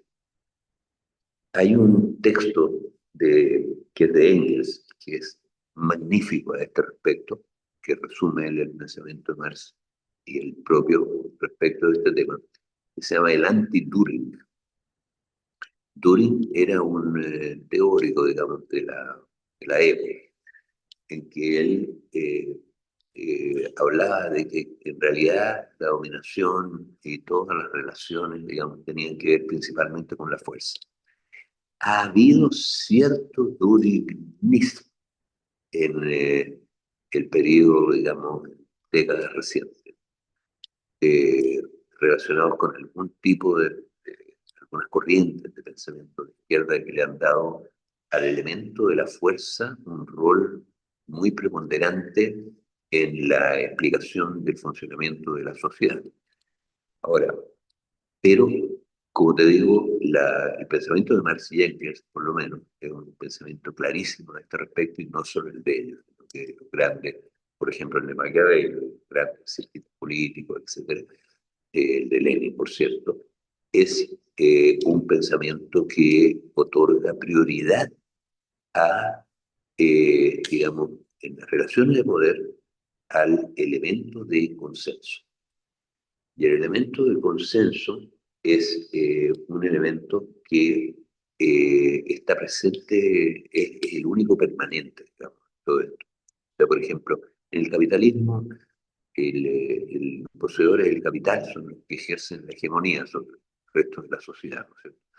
Y que esas periódicamente lo ejercen, digamos, aplastando levantamientos populares, qué sé yo, un país dominando a otro, en fin, periódicamente lo ejercen por la fuerza, pero sin embargo, eh, a la corta más que a la larga se imponen las grandes fuerzas que vienen desde la estructura de la sociedad, es decir, de cómo la gente vive y trabaja.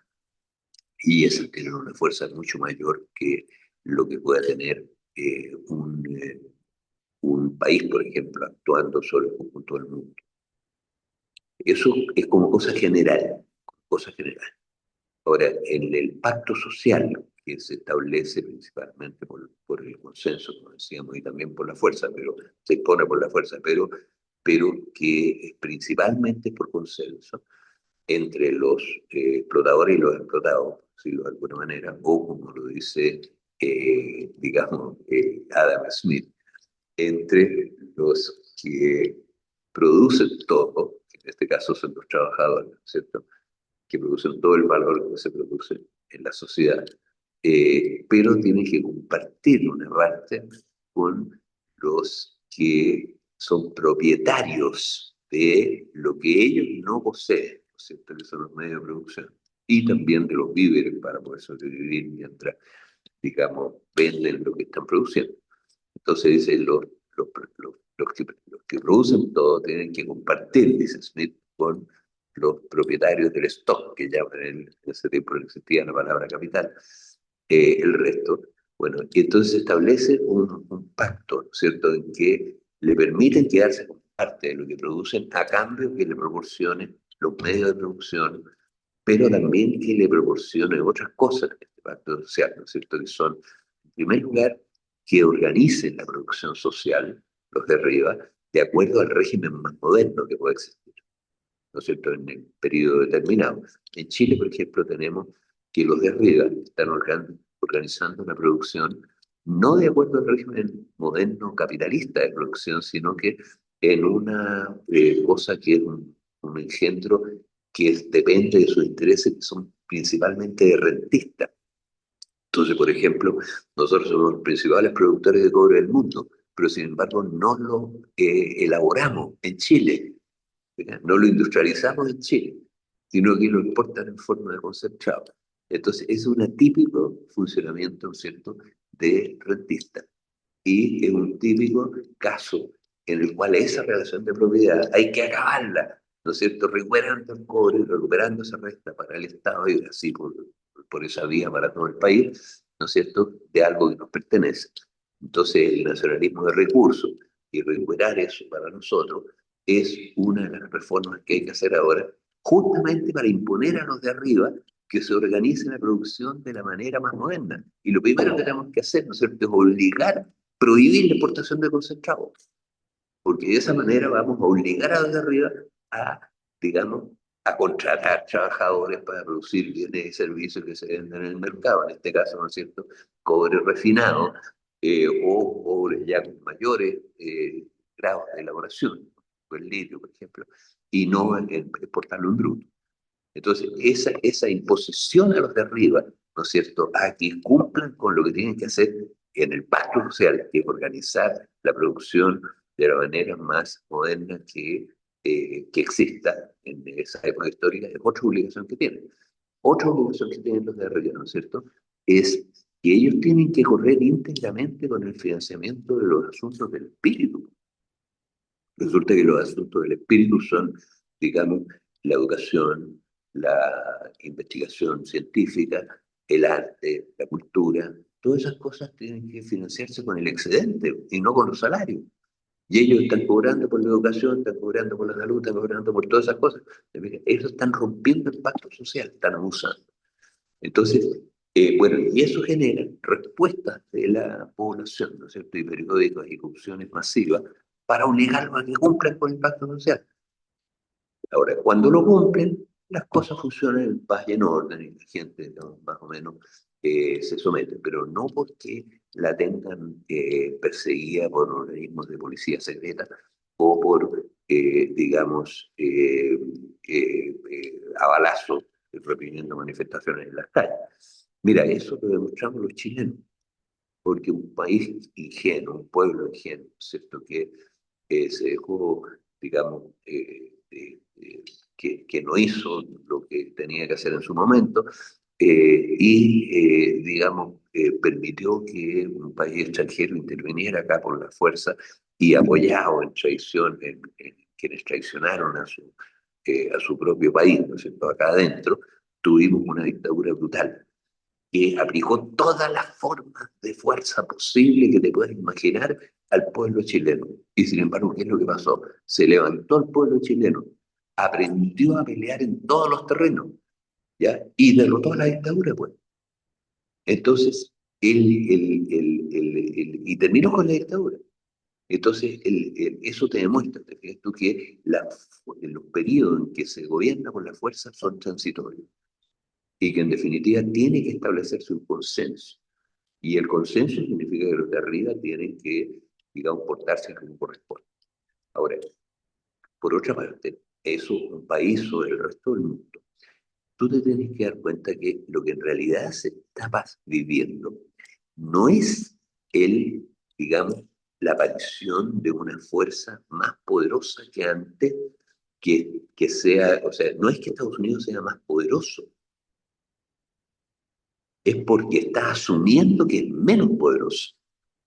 Y en perspectiva, ellos saben, y todos sabemos, que Estados Unidos va a terminar siendo una potencia de segundo orden, porque son el 4% de la población mundial, pues. Y en la medida que el 90 y tantos por ciento, ¿no es cierto? Suponte si tomas todo Occidente completo, ¿no es cierto? Son el 10% de la población mundial.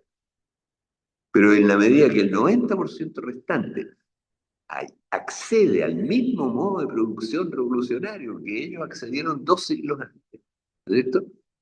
Van a ser reducidos de la misma manera a su nivel, pues, van a ser puestos en su lugar, pues. Igual que hoy día, por ejemplo, la todopoderosa Inglaterra del siglo XIX, que en una isla, Michiruche, por allá en el borde del Ártico, ¿no es cierto? Que no tienen ninguna gracia especial física, anda a ver los atletas africanos, por ejemplo, comparado con los atletas ingleses. ¿No es cierto? No tiene ninguna capacidad ni física, ni intelectual, ni nada que los diferencie especialmente del resto del mundo, y son re pocos. Y viven en una isla que es re pobre, en términos relativos, ¿no es cierto? Si la compara con las maravillas de zonas del África tropical, por ejemplo, en la naturaleza. Entonces, pero sin embargo dominaban el mundo entero. Pero lo dominaron porque tenían un modo de producción que era superior. Lo mismo pasa en Estados Unidos, pero en realidad la verdad de las cosas es que lo que se está imponiendo es más bien una, digamos, es lo contrario. O sea, está emergiendo una mayoría. Y fíjate tú que América Latina es mucho más grande que Estados Unidos, pues. Van a ser 700 millones de habitantes dentro de poco, América Latina, y Estados Unidos son 400, menos, no llegan a 400. Entonces, el destino es que Estados Unidos, digamos, con todo su poderío y toda esa cuestión, igual que la Inglaterra, con toda su fragata y todas sus cuestiones, va a ser reducido, digamos, históricamente, probablemente en el periodo que a ustedes les va a tocar vivir, a los más jóvenes, va a ser reducido y va a ser puesto en su lugar. Ahora, entre medio, pasan cosas espantosas como la Segunda Guerra Mundial y la Primera Guerra Mundial, que fue justamente una pugna, ¿no es cierto?, entre la Alemania emergente y las establecidas Alemania y Francia, que no querían que emergiera Alemania. Y la competencia económica se llevó al plano de la competencia entre imperios, digamos, y eso generó la Primera y la Segunda Guerra Mundial con el holocausto entre medio y todos los horrores. Pero ojalá que seamos capaces de evitar eso. Pero tenemos que hacer un gran movimiento político que aísle, digamos, a esta potencia de depredador, potencia de decadencia que se está transformando en depredadora, que eso es lo que está dicho en el documento de Estados Unidos. Entonces, pero en eso hay que tener mucha confianza, oye, en que la historia no funciona por, por demencia, sino que funciona, digamos, por las cosas que tienen lugar en las profundidades de la sociedad. Y las cosas que tienen lugar en las profundidades de la sociedad son las que hemos estado estudiando en este curso. Y gracias al pensamiento de los economistas clásicos, pero en primer lugar al pensamiento de los mayores economistas clásicos, que son Marx y Engels.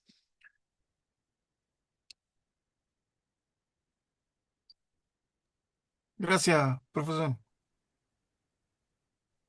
Muy buena pregunta igual, Aurelio. Buen aporte a la discusión. ¿Alguien más quiere comentar algo? ¿Tiene alguna duda? Si no, para ir cerrando ya y esta clase vamos a terminar un poquito más temprano, quizás. Yo tengo un entierro que atender. Me voy a tener que retirar. Bien, Gonzalo, tú querías decir algo. Buena. Hola Gonzalo, un abrazo. saludar nomás a los asistentes, agradecerles la atención que han tenido durante el curso y agradecerle a Manuel y Senda que se siga haciendo este curso. Entonces, eso nada más y bueno, a ti también, Daniel, y a Sergio, que fueron quienes condujeron esta jornada durante este semestre. Así que estaremos viéndonos para el día en que haya la presentación de los ensayos. Sí, sería el segundo sábado de enero, porque el primero cae 3. Entonces, el segundo sería. Perfecto. Bien, pues. Sería el sábado 10. Sí. Ya, pues estamos entonces. Un saludo, un abrazo. Nuevamente me sumo a lo dicho por Gonzalo también. Gracias por los asistentes. Gracias a Senda por mantener este espacio y por poder seguir creando este espacio de reflexión crítica respecto a la situación económica y política actual. Así que muchas gracias y el lunes o martes les envío el correo con los detalles del ensayo y cualquier duda pueden preguntar por el WhatsApp directamente a mí o por el WhatsApp que tenemos todos compartidos. Así que no hay ningún problema. Santiago, creo que habías levantado la mano o no. ¿Sí? No se escucha. Quizás puedes mandarlo por WhatsApp también o por el texto si quieres.